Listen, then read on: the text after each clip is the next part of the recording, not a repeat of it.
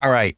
Last week was a tough week in some ways because from one perspective, because the volatility was way up. I mean, the market's way up. Then the next day it changed its mind and then plummeted. And then there was another really big red day. And to us, old seasoned grizzly veterans, you're like, yeah, yeah, yeah. You forgot, Mr. Market forgot its meds. But for many people, most people, uh, it could get really, really bad and some really poor life altering or financial wealth altering decisions are made in these kinds of times of panic. They are. And I've got a really good practical example of exactly this that played out on my WhatsApp a couple of days ago that I would love to share with Wall Street Wildlife listeners, because I think this is quite instructive in a number of ways. Badge, before you go on with this example, I do want to make another sort of pitch for what it is we think we do here at Wall Street Wildlife.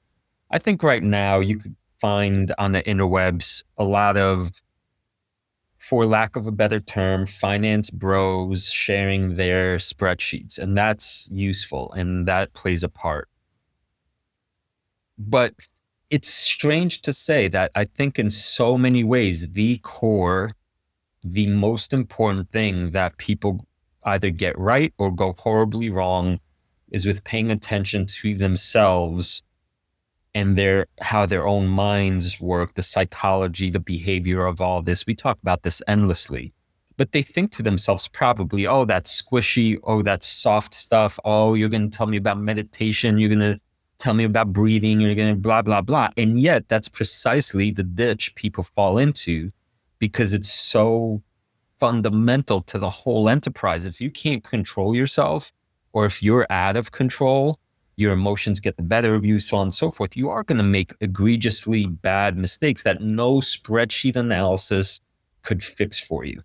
So if you're a beginner listening to our show, or even if you're a seasoned vet, but you still find yourself making behavioral type mistakes, listen hard because we hope to walk you through some things to watch out for and ways to get better. Yeah, good. A good intro to that. Because you're right. Like we're still in, like we're recording on the 20th of October today. It's nearly Halloween. We're still in the midst of this like incredible growth run where stocks are very expensive, but seemingly like new all-time highs almost every day. Okay, yeah, like occasionally we get like a bit of a down day, like we did like last Friday, 10 days ago. But then the market seemingly recovers like the next day. And if you listen to episode 102 last week, we focused on like the dangers of leverage and people who got blown out of the market because they had like too much risk on. But even if you're like a simple investor and you just picked what you feel are good quality companies and you have like a nice diversified portfolio, it can still be scary. You're not going to get blown out of the market because you're not leveraged. But if you see your portfolio go down by, a significant percentage and you're not ready for that, you're not emotionally prepared for that, you might panic. And I've got just a brilliant example of how this played out with a very close personal friend of my wife and I. It's not a real name. I'm going to call her Sarah for the purpose of this because I said I'll keep it anonymous. So Sarah, had a conversation with Sarah. She's been investing in her ISA, so doing it in like a tax efficient way. She and I had a chat maybe a year and a half ago, and she went from like investing in kind of meme stocks and garbage, and she started listening to actually the podcast and getting into it and the discipline and understanding what it meant to be an investor. And she's built actually a really nice diversified portfolio that actually are quite a nice mix of Badger and Monkey stocks, actually. She's got a few of her own ideas in there as well, which is brilliant, but she's got a lot of, I think, quality in her portfolio. And just this particular example was IREN, one of yours. Actually, we both own it, but one of your initial ideas. And IREN has gone absolutely bonkers. What's it, like a 4 or 5x the U, I think, something like that, like a 500% return, that ballpark. So Sarah had a chunk of cash in IREN. And this is hilarious, the timing, because we had a conversation on WhatsApp maybe just before like the big down day, a few days prior, like last Thursday, last Wednesday. And she was asking me, like, how do I know if I have too much money in this stock? And then you and I went on to have a conversation, and I posted some stuff on Twitter about it, about, is your position size correct? Have you got too much exposure, not enough exposure? And the good test being the can you sleep at night test. And so Sarah applied this thinking, said, I feel good. And she actually said, I don't feel worried, so all good about her IREN exposure.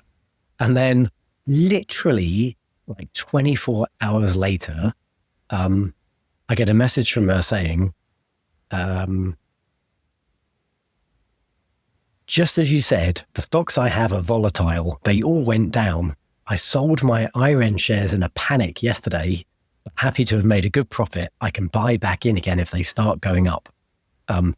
I know in hindsight, I should have trimmed it. I didn't think I was worried, but when I saw it go down quickly in a day, I just wanted to put a stop on it. Didn't know how to do that. So I just panic sold everything. So she's sort of self-admitting to, what's gone wrong here.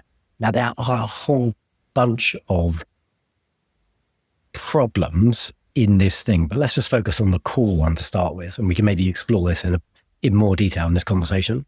Like, Sarah thought she had an exposure to IREN that she was comfortable with. And she said she'd asked herself the question, my framework, just put yourself in that mindset. What happens if it doubles tomorrow? What happens if it halves tomorrow? If I feel like I've got the wrong allocation, I'll fix it. And she said, no, I'm good. I feel like I'm not concerned. I feel like it's right. And then it did drop. So she hadn't really done that exercise properly, because she said, I'm fine if it drops. And then it dropped and she wasn't fine. She panicked and she sold in a panic. So maybe let's start there, because that's such an easy mistake to make that all investors make at some point or another. And as you said in the intro, it's only when you've seen this play out many times before that you don't panic. Instead, maybe you go and reassess. You try and figure out, why did it go down? But you certainly don't do anything quick to respond. Yes, I'm searching for the quote that captures this, which is by Sir Mike Tyson. Everybody has a plan until they get punched in the face. Right. And, in some ways, we laugh, but this is a real human thing.